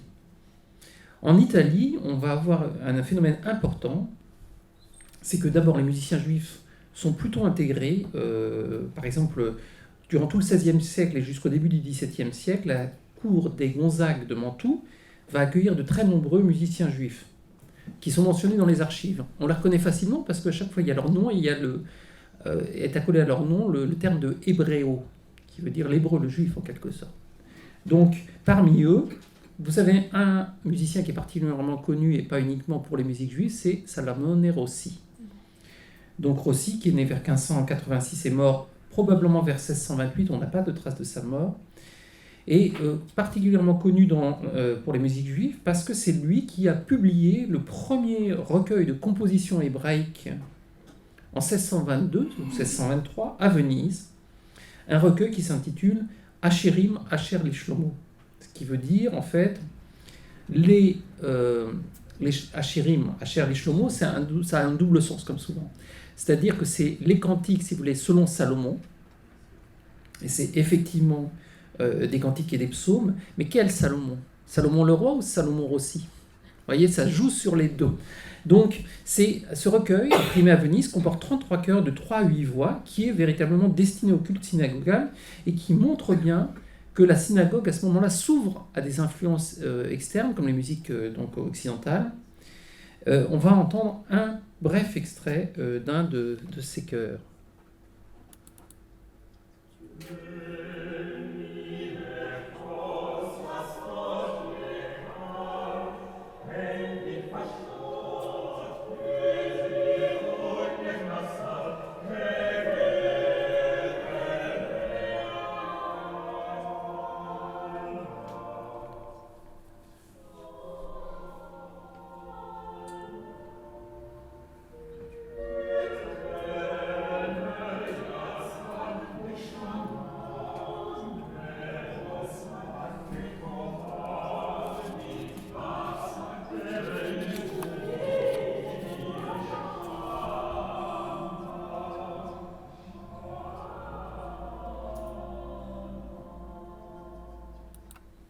Voilà, on retrouve dans cet extrait donc, de ce psaume tout à fait les techniques musicales utilisées à l'époque, les doubles chœurs, les échos, enfin voilà.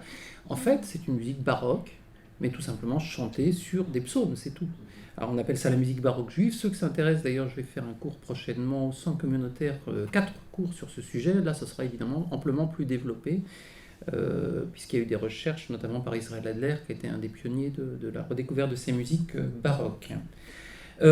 Ces musiques qu'on a redécouvertes, on les a redécouvertes parce qu'elles étaient écrites. On a toujours ce problème dans les musiques juives des sources. On n'a pas de notation musicale, quasiment pas. Les rares notations musicales qu'on trouve, juste pour dire un mot, c'est... Alors, une chose extraordinaire, vers le XIe siècle, on a trouvé un fragment de notation pneumatique, donc la notation médiévale, si vous voulez, dans les archives, la Guéniza de la synagogue du Caire, la synagogue Ben Fosta. Un fragment conservé donc, qui en fait il y a eu toute une recherche dessus parce que c'était une découverte assez incroyable, comment on pouvait trouver une notation pneumatique, c'est-à-dire une notation utilisée dans les monastères dans une synagogue. Voilà, ça c'était la question.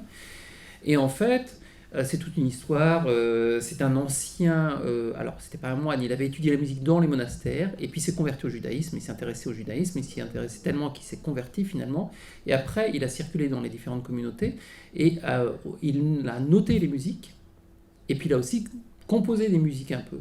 Mais c'est 3-4 petits fragments de rien du tout, mais c'est la seule notation musicale qu'on trouve, après plus rien quasiment jusqu'au XVIe siècle, où là ce sont des humanistes chrétiens qui commencent à s'intéresser donc à la cantisation biblique, le retour aux sources, et vont noter quelques airs qu'ils entendent. Alors on pense à Marcello aussi comme musicien, mais d'autres qui vont noter aussi la cantisation biblique qui les intéresse vivement. J'ai pas le temps de développer, mais voilà, c'est à creuser. Benedetto Marcello. Oui, Benedetto Marcello. Ce rapprochement de la musique savante synagogale avec la musique juive se fait également en France, dans le cantat venessin. On trouve au début du XVIIIe siècle un morceau d'une ampleur inégalée, qui a été écrit pour la circoncision d'un enfant. Alors là, c'est carrément écrit avec des chœurs, orchestres et tout. C'est une commande d'un riche juif comtadin. Ça a été conservé à la Bibliothèque nationale de France, c'est comme ça qu'on a la partition. C'est écrit par un compositeur non juif, mais c'était joué dans cette communauté. C'était en judéo-provençal ou c'est autre chose? Non, c'est en hébreu. Et c'est d'ailleurs assez osé, parce que, comme vous imaginez, à l'époque, il n'y avait pas d'échographie, donc il fallait quand même se lancer, être sûr d'avoir un garçon, parce que quand on commandait une œuvre comme ça, si jamais c'était une fille et que tout était prêt, c'était un peu dur, quoi. Voilà. Donc il avait parié, apparemment il a dû gagner, parce que ça a été conservé, ce morceau. Et puis on trouve aussi à Amsterdam qui est une communauté très créative, puisque le refuge d'anciens maranes, assez ouvert, aux idées très pénétrables par les idées justement et les musiques occidentales, ils vont développer une pratique musicale très importante, inspirée donc des musiques baroques. On trouve beaucoup de pièces. Bon, je vous en fais écouter une courte qui est d'un compositeur amstello-damois qui s'appelle Caceres, c'est Léa Lélim.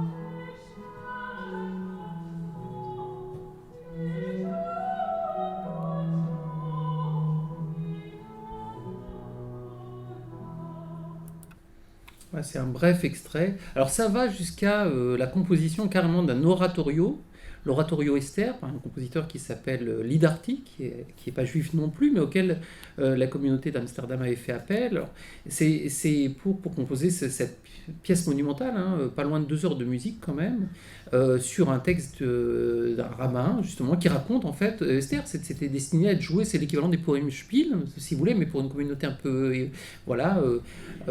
intégrée, pour ne pas dire assimilée, donc c'était joué sous la forme d'un oratorio. Mais cette appropriation donc, du langage musical occidental va s'accentuer encore au cours du XVIIIe siècle, et certains chantres n'hésitent pas à préconiser l'adoption de la musique occidentale au lieu du chant traditionnel juif qui leur semble totalement dépassé. Et certains, comme par exemple Aaron Baer, qui a publié, parce qu'on commence à publier pour le coup des écrits, là, le XVIIIe siècle, ça y est, on commence à avoir des notations musicales, pas beaucoup, mais ça commence, c'est surtout le XIXe qui aura, vont donc écrire des recueils, et souvent d'ailleurs, en fait, ils introduisent ces nouveaux airs parce que c'est une façon de décourager les fidèles de se joindre à eux, parce que pour les Razanim, comme ils le disent, lorsque les fidèles se mettent à chanter avec eux, c'est une véritable plaie. Donc c'est un moyen un petit peu de leur compliquer la vie. Faut dire que il y a chez la plupart des chantres un besoin de créativité qui s'exprime. Et ça a été une guerre, quand on va dans les archives et qu'on le lit, c'est une guerre constante entre les autorités rabbiniques ou les autorités de la communauté et les chantres, qui introduisent tout le temps des nouveaux airs, et les autres, c'est-à-dire les autorités protestent en disant non, il faut rester fidèle à la tradition. Mais non, il y a toujours des choses qui passent, et c'est une guerre incessante. Et ce mouvement va être finalement accéléré par l'émancipation des Juifs de France et la réforme consistoriale, donc en 1790-91. 90, c'est d'abord les Juifs portugais, puis en 91, les Juifs ashkénazes d'Alsace et Lorraine, qu'on jugeait un peu moins fréquentables que les autres, alors on les a émancipés un tout petit peu plus tard, mais ça s'est fait. Et puis, finalement aussi, la création des consistoires par Napoléon Ier, Napoléon Bonaparte, qui en fait avait pour objectif de fédérer un peu le culte israélite, vous voyez, d'effacer les fameuses nations. Quelque part, c'est une façon d'enlever l'autonomie aux Juifs. Ils n'ont plus le pouvoir de décider d'eux-mêmes, parce qu'avant, les Juifs avaient des pouvoirs quand même, plus qu'on ne le croit, et c'était un peu une nation dans la nation, si je puis dire. Là, avec l'émancipation des Juifs de France, c'est ok, vous êtes libre, mais vous devez absolument être régulé par les mêmes règles que tout le monde. Donc, on crée le consistoire, et donc le consistoire réuni par Napoléon a pour objectif, justement, de faire du culte israélite, c'est de cette époque que naît le terme, un culte ordonné, comme on dit en Allemagne, geordnet, c'est-à-dire vraiment le culte ordonné comme les autres cultes. C'est pour ça qu'il va se rapprocher, même dans son déroulement, dans l'architecture des synagogues à cette époque, des grands lieux de culte, des cathédrales, des temples protestants. Vous savez que la plupart des synagogues, avant, c'est la théba, c'est-à-dire l'estrade où le rabbin, elle est basse et elle est au milieu. Les fidèles l'entourent. Alors qu'à cette époque-là, on construit les grands temples comme plus tard la Victoire, mais d'autres déjà, Notre-Dame de Nazareth et tout, où la théba est projetée vers l'avant, sur le modèle justement des églises, enfin voilà, et des temples. Et puis, alors ça, là aussi il y a eu des tas de bagarres, j'ai pas trop le temps de développer sur ce culte plus ou moins réformé, qui s'est déjà mis en place en Allemagne. Avant de venir en France, la plupart des choses venaient d'Allemagne en fait. C'est là où il y avait déjà dès 1808 des chœurs de jeunes garçons qui chantaient des chorales en langue allemande avec accompagnement de l'orgue. Ce mouvement donc réformé s'est progressivement donc disséminé dans la plupart des communautés d'Europe de l'Ouest et puis dans d'autres centres juifs par le biais de l'émigration, notamment aux États-Unis. Et il y a quelques noms, bien sûr, qui ressortent. Israël Lovi à Paris, Meyer Cohen à Munich, Salomon Sulzer à Vienne. Enfin voilà, c'est des noms parmi d'autres qui sont les artisans de ce renouveau musical où, je l'ai dit, l'orgue va entrer dans les synagogues. Alors en France, ça s'est pas fait sans mal. Il faut attendre 1856 pour avoir l'aval du rabbinat, mais ça existait déjà avant. Il y a une forme quelque part d'ailleurs, je dirais pas d'hypocrisie, mais un petit peu, si vous voulez, on joue de l'orgue à toutes les fêtes, mais pendant les fêtes, j'allais dire, où on n'a pas le droit de jouer de l'orgue, c'est un non-juif qui joue de l'orgue. C'est pour ça que beaucoup d'organistes sont non-juifs finalement. Et les organistes juifs jouent plutôt pour les mariages ou les moments où c'est permis. Vous voyez, donc c'est assez intéressant. Et donc cette attitude a aussi quand même pour conséquence positive cette fois-ci d'accélérer la parution de recueils de chants hébraïques. Et là, on commence enfin à avoir les premières notations, mais d'une musique qui s'est déjà transformée, vraiment transformée. On va écouter donc un exemple rapide d'un Kaddish de Moussaf de Salomon Sulzer, qui était donc le chantre de Vienne. Vous allez l'entendre tout de suite. Alors, attendez. Hop, non, reste là. Pourquoi il ne veut pas venir? Donc on entend ce Kaddish.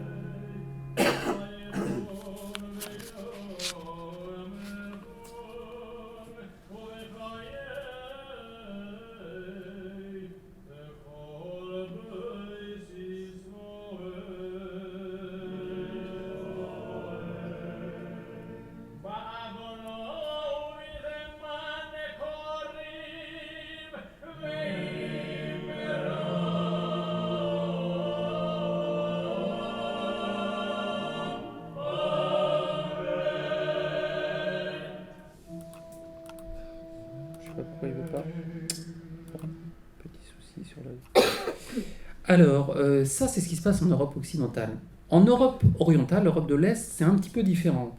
L'Europe de l'Est, l'arc cantorial qui se développe possède un caractère très particulier. En fait, il y a également des chantres, des grands chantres. Mais ils interprètent les mélodies d'une façon totalement différente. Ils ont souvent une voix très douce, nasalisée, un timbre de ténor lyrique avec une étendue, un ambitus souvent assez incroyable, et avec une âme finalement, à l'instar une âme slave.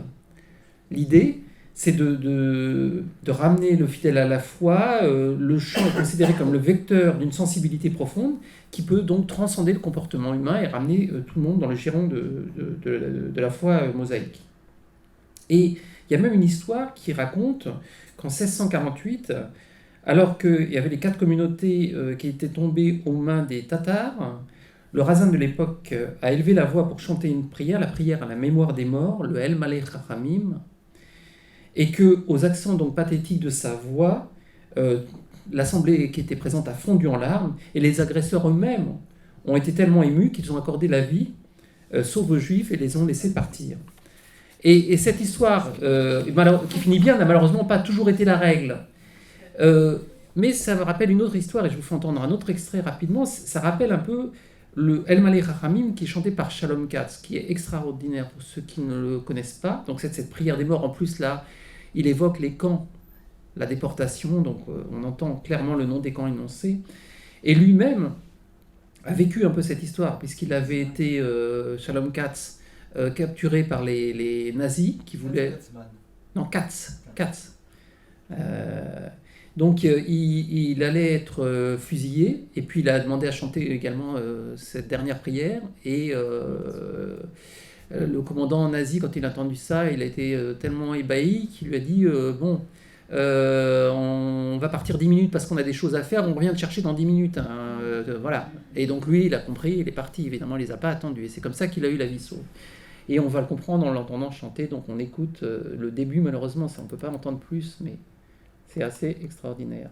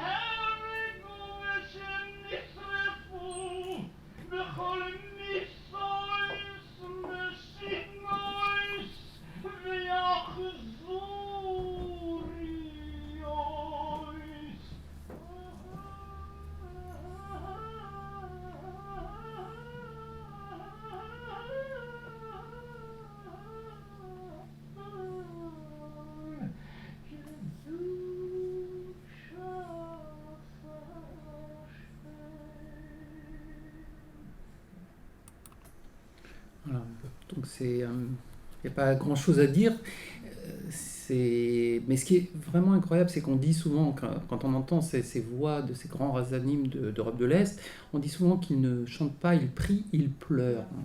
Et ce qui est intéressant, c'est que finalement, ce sanglot dans la voix, ces pleurs, on les retrouve exactement dans la musique instrumentale qui est jouée juste à côté, c'est la musique klezmer, qui reprend exactement les mêmes techniques, qui reprend souvent les mêmes modes, qui sont basés, et c'est pas étonnant, puisque cette musique dite klezmer, alors je dis bien dite klezmer parce qu'à l'époque ça s'appelait pas forcément comme ça, mais enfin la musique instrumentale qui était jouée était utilisée le plus souvent pour les mariages, parfois même pour des inaugurations, des cérémonies, des inaugurations de synagogues ou autres.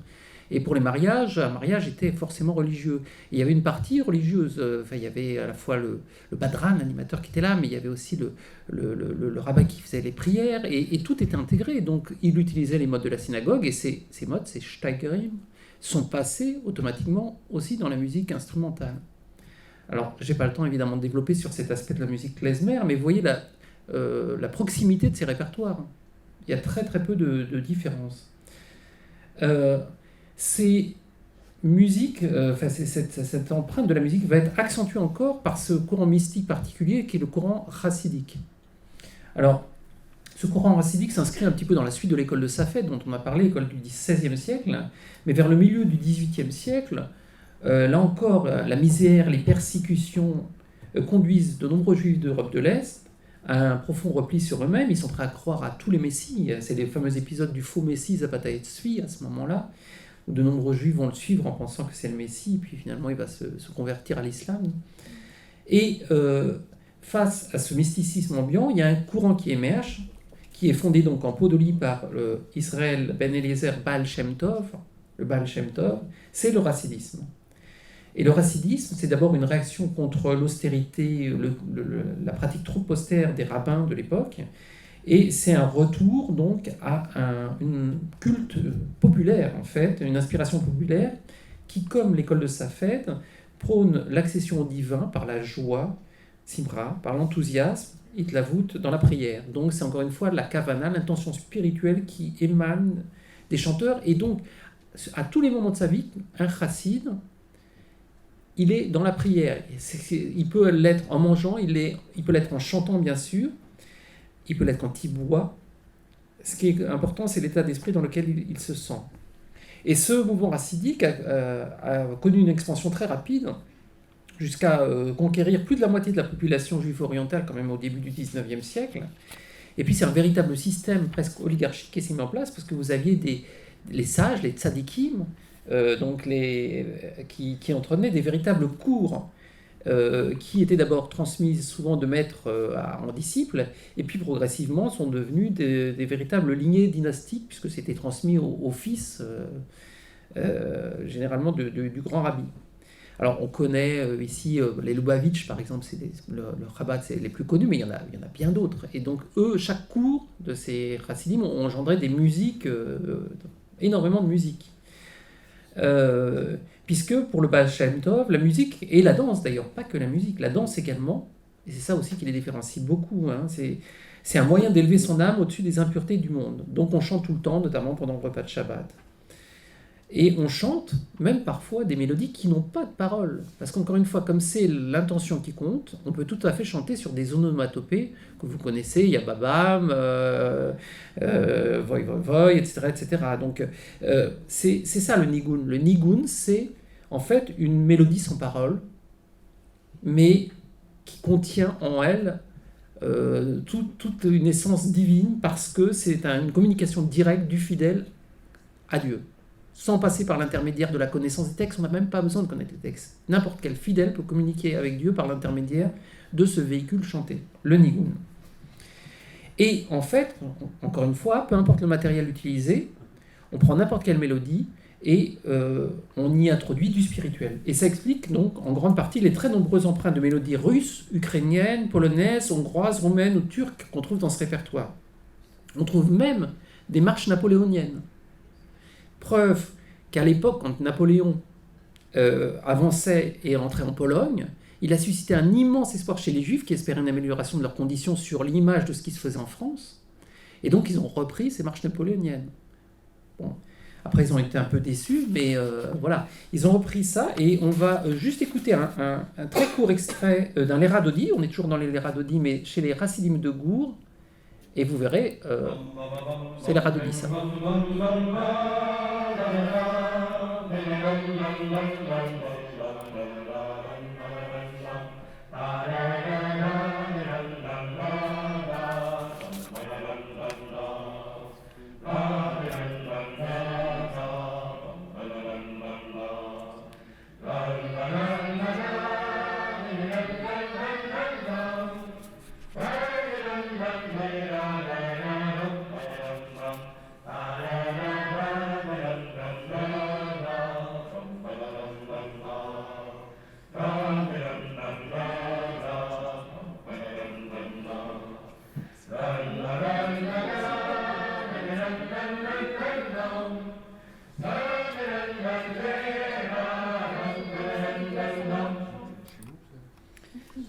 Alors, oui, on trouve vraiment de tout. Par exemple, une des akafot, donc vous savez qu'à Simchat Torah, on fait le tour, on porte la Torah, on danse, ça c'est dans toutes les communautés, et c'est un des moments où on peut justement danser, c'est totalement autorisé, et c'est un moment de joie intense. Et chez les Lubavitch, une des akafot, un passage d'une des akafot, est chanté sur l'air de la Marseillaise. Donc pour vous montrer qu'on peut emprunter de tout, c'est une coutume assez récente. Ça a été introduit par le grand rabbi de Lubavitch de l'époque, qui avait fait ses études en France, à la Sorbonne. Il était titulaire de plusieurs doctorats. Bon. Et quand le mouvement Chabad a pris souche en France et qu'ils sont venus après chez lui à New York, pour en quelque sorte marquer leur présence, il a demandé à ce qu'on chante une de ces tours, ces rondes, parce que là aussi il y a une symbolique très forte. La ronde, c'est un symbole de l'éternité. Il n'y a pas de début, il n'y a pas de fin, c'est encore un symbole divin. Donc il a demandé qu'on chante une de ces rondes sur l'air de la Marseillaise. Et c'est comme ça que c'est aujourd'hui encore. Là j'ai des vidéos, j'ai absolument pas le temps de vous montrer, mais on a des vidéos que vous pouvez trouver sur YouTube, où on voit donc autour du rabbi de Lubavitch, ils chantent la Marseillaise. Voilà. Et on pourrait dire plein de choses encore, mais là je vais avancer et finir, parce que je voudrais vous passer une petite vidéo quand même pour finir et qu'on ait le temps d'un échange, faire un très bref aperçu sur ce qui s'est passé au tournant du 19e et 20e siècle. Parce que là, c'est une période de grand bouleversement. Grand bouleversement, pourquoi ? Parce que, alors déjà, au niveau de l'Europe, les persécutions font que beaucoup de Juifs émigrent, quittent l'Europe de l'Est, les pogroms, etc., pour émigrer pour beaucoup vers les États-Unis. Alors, les États-Unis, c'est assez incroyable. En l'espace de 20 ou 30 ans, la population juive, elle passe de 275 000 juifs en 1875 à 3 millions en 1914. Donc, vous voyez un peu, en l'espace de même pas 40 ans, la population juive se multiplie par plus de 10. C'est énorme. Et donc, ces juifs arrivent d'Europe de l'Est pour la plupart, et ils vont aussi, ils ont besoin de manger, ils ont besoin de vivre. Ils vont trouver du travail, et parmi eux, il y a beaucoup de musiciens, donc dans les théâtres, les cabarets, les cirques, et plus tard le cinéma. Le cinéma qui va être un lieu d'expérimentation assez intense pour les Juifs, notamment sur la côte ouest, à Hollywood, une grande partie d'Hollywood, mais ce n'est pas le sujet. Au début, ce sont les grandes compagnies cinématographiques sont des compagnies dirigées par des Juifs, et beaucoup de musiciens œuvrent là-bas. C'était libre à ce moment-là. L'Est était un peu verrouillé, l'Ouest était plus libre. Donc beaucoup de Juifs vont aller plutôt à l'Ouest. Et il va y avoir comme il y a une grande population juive qui émigre aux États-Unis, évidemment, il va y avoir des théâtres, des cabarets, il va y avoir une vie musicale juive absolument intense qui va se développer outre-Atlantique. Alors là, j'aurais plein de films à vous montrer. Évidemment, on a parlé tout à l'heure du D-Book, on a parlé Yidel mit den Fiedel. Voilà un film typiquement tourné, et très intéressant, tourné en Pologne en 1937, mais par une compagnie de cinéma américaine, et qui nous montre Yidel mit den Fiedel, c'est le petit juif avec son violon. Et en fait, le petit juif, c'est une petite juive, en fait. C'est une fille qui s'est déguisée en garçon parce qu'elle veut suivre son père qui joue sa mère est morte, elle veut suivre son père qui joue du violon. Et donc, pour pouvoir jouer en tant que fille, c'est pas possible. Donc, elle se déguise en garçon et elle va tourner avec 2 autres musiciens pour former un ensemble. Évidemment, il va arriver ce qui ne doit pas arriver, c'est-à-dire qu'elle va tomber amoureuse d'un des autres musiciens. C'est un peu gênant quand on est déguisé en garçon. Enfin, voilà, bon, l'intrigue, elle est posée et il se passe plein de choses. Et il y a dans ce film des scènes de mariage où on voit très bien ces musiciens jouer. Alors, c'est particulièrement intéressant parce que ça retrace en fait des coutumes qui étaient établies à l'époque en 1937, donc avant la Shoah, avant que tout ça soit dévasté.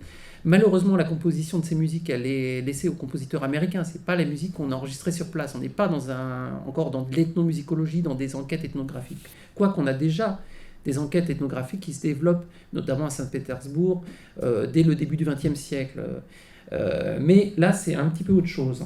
Et je vais vous montrer, donc, pour finir, un film qui montre un peu ce paradoxe et cette ambiguïté et qui retrace un peu justement ce qui se passe en Europe. Alors, j'étais un peu focalisé sur l'Europe. Évidemment, dans les pays arabes, c'est la même chose qui se passe. Hein. Juste un mot sur ça pour dire que très rapidement, dès le XVIe siècle, la plupart des Juifs d'Afrique du Nord donc, adoptent les maqamates, les modes arabes et la musique arabo-andalouse, dont ils sont porteurs pour beaucoup, parce qu'il y a beaucoup de musiciens juifs qui justement jouaient ces musiques. C'est bien qu'aujourd'hui, alors c'est une bagarre, la musique arabo-judéo, arabo-andalouse, enfin voilà, mais peu importe, ils jouent la même musique. Donc assimilation là aussi, dans ces pays-là, de la musique locale, de la musique arabe, avec ses modes, comme il y a en Europe, il se passe la même chose avec l'assimilation de la musique tonale, de la musique savante. Et en Europe de l'Est, c'est un peu différent parce que c'est plus mélangé. Il y a la musique évidemment slave, mais il y a aussi ces fameux modes, ces fameux steigerim qu'on trouve dans les prières. On va donc voir un bref extrait vidéo qui... Alors attendez, je clique juste sur le...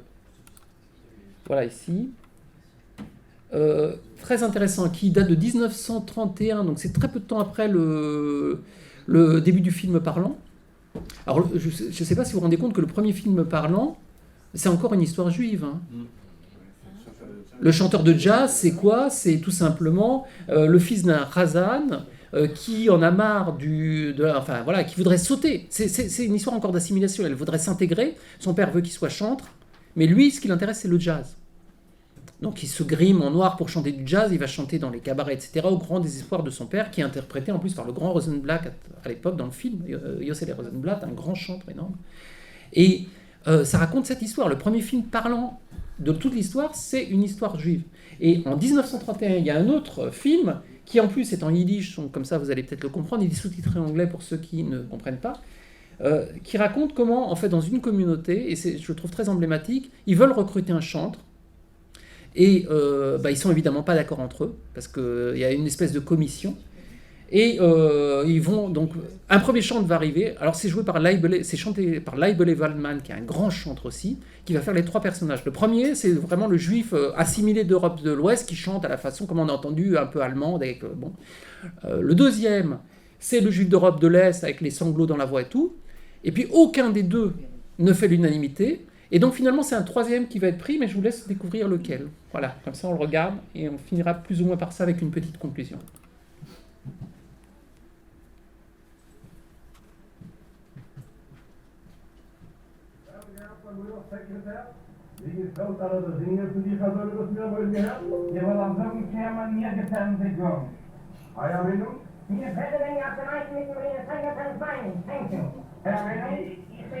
Ah non, pardon, attendez.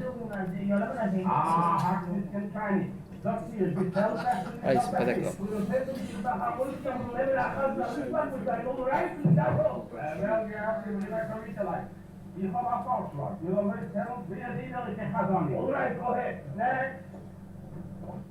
Thank you.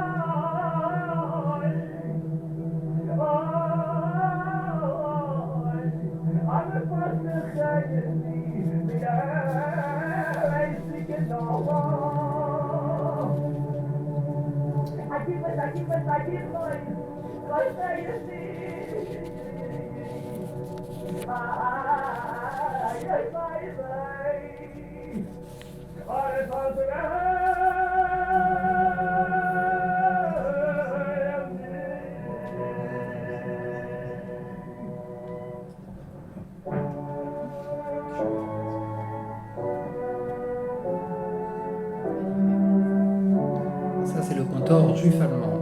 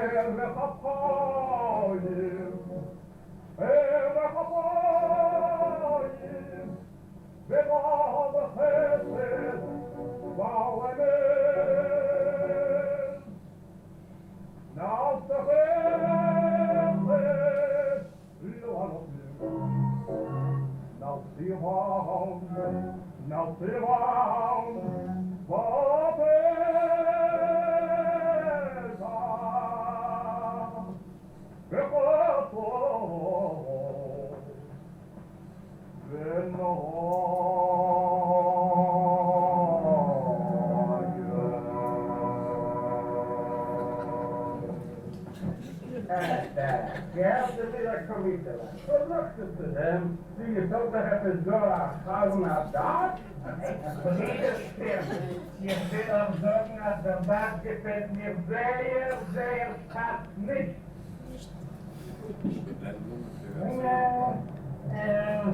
Maar geen hansen en geen pellen, geen lijken, geen fingers en allemaal niet. Nog waarschijnlijk in geen waarschijnlijk vandaag. Hier bent je zo naar, iedere tijd, die Porti Galicia, die Mauritianen. Ik wat ik eruit met het bijna niet was. Ik ben echt niet zo goed. Die bij de baksteekje meneer. De baksteekje meneer. Dat heb je bijna versteld. Dat gaat mij niet meer wel.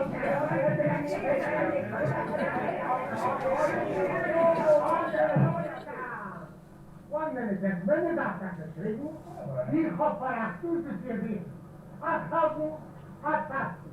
This acting this personality, this head. 1 minute past story you have a day with you do. Last no minute, I'm going to hear what it is, There's Ike. This is the manager, because he's a mobile. Oh, there's a boy I told. I'll be a man. Era pastina, era the power hole. Era poison, era soup. Era the meaning and the stomach. The pastita, we don't have to go. He is a very good student. He is to Mama Daniel Happen, mit Stimme, mit Hess, mit Jazz. Han får titta du kommer vidare med att stort melodi. Han får sjunga Howell med att räcka melodi. Han får sjunga samma Deutsche med att räcka bottom. One minute testament. Och tre kan låta around i hela månaden. Hey, Leroy. Sit around here. Das ist der Karten, ja. Das ist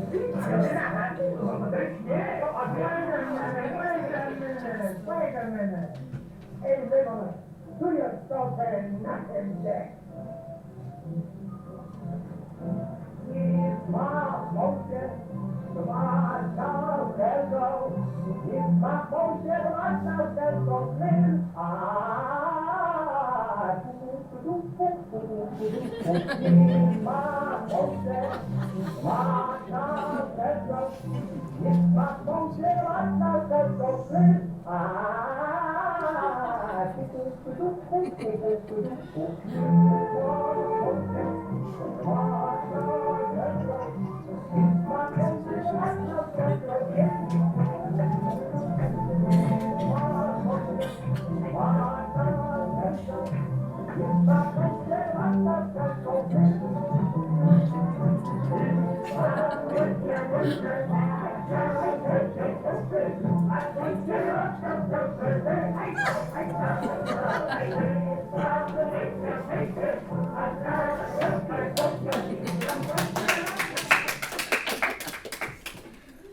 Alors voilà un film qui retrace tout en fait. C'est 1931, mais on est en plein dans tout ce qu'on a développé ce soir, c'est-à-dire entre le modernisme, l'évolution qui fait que au fur et à mesure qu'on change d'endroit, qu'il se passe des nouvelles choses, ben on veut quelque chose de neuf.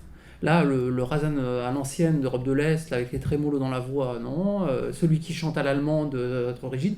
Mais alors celui qui commence à faire du jazzman, le jazzy et tout, celui-là, ça y est, on est prêt à le suivre. Donc ça, c'est un film non seulement c'est drôle, mais en plus très emblématique, finalement, du destin des musiques juives qui évoluent sans arrêt.